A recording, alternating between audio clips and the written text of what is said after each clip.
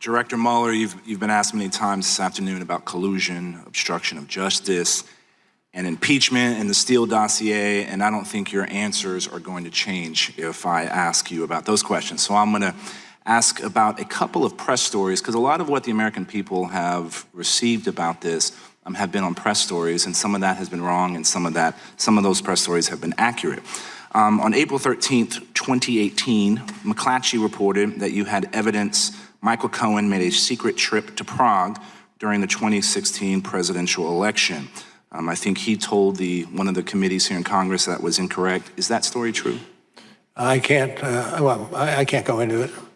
Got you. On October 31st, 2016, Slate published a report suggesting that a server at Trump Tower was secretly communicating with Russia's Alpha Bank, and I quote, akin to what criminal syndicates do.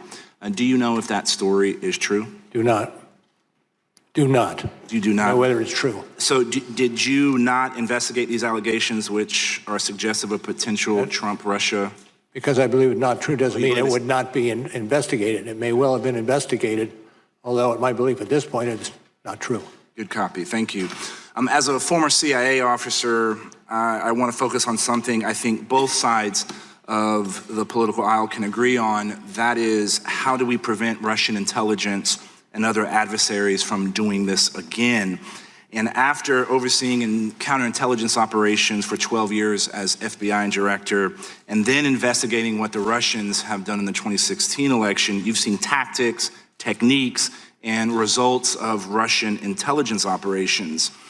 Our committee made a recommendation that the FBI should improve its victim notification process when a person, entity, or campaign has fallen victim to active measures of attack. Would you agree with this?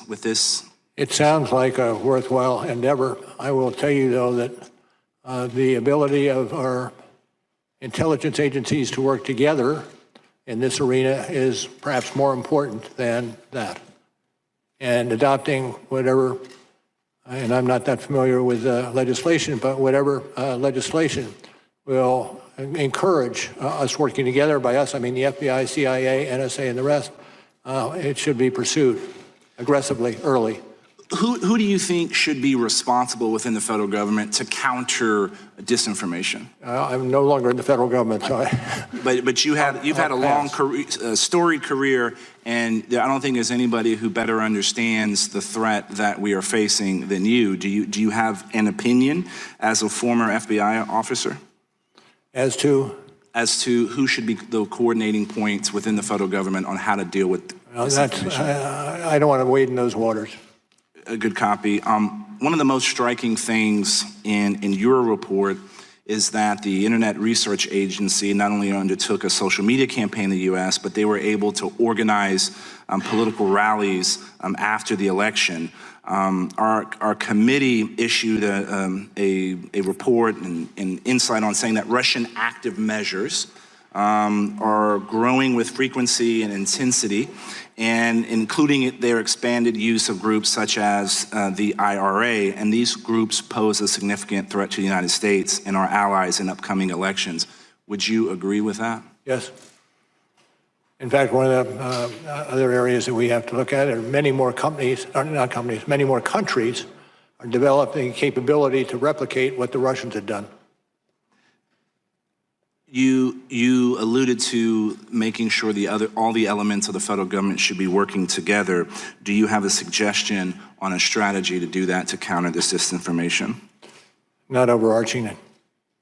Is this, in your investigation, did you think that this was a single attempt by the Russians to get involved in our election, or did you find evidence to suggest they'll try to do this again? No, it wasn't a single attempt. They're doing it as we sit here. And they expect to do it during the next campaign.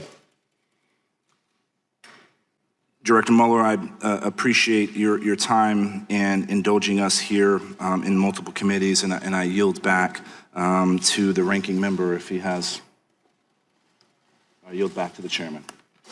As temperatures soar, we know that heat exhaustion and heat stroke are a frightening reality. But we also know the things that we should do. Avoid exercise during the heat of the day, drink lots of fluids, but there are some things you should not do, and they may surprise you. Avoid drinking ice cold water. The water temperature is much, much colder than your core body temperature. When you drink it, it could result in muscle cramps, which will cause you to drink less water. When it's super hot outside, box fans are useless. But when the temperature gets above 98 degrees or warmer than your body temperature, it's just spreading more hot air. The best bet is to find air conditioning. Avoid sugary sports drinks. Sports drinks are great when replenishing electrolytes after a workout, but when it comes to hot temperatures, the last thing you need. A lot of them contain a lot of sugar and even caffeine, which can make you feel more thirsty. Avoid high-protein food. We're not talking about cut them out altogether, but just cut back. In fact, food high in protein can take 50 to 100% more energy to digest. So on those hot summer days, you may be better off eating fruits and breads as opposed to chicken on the barbecue.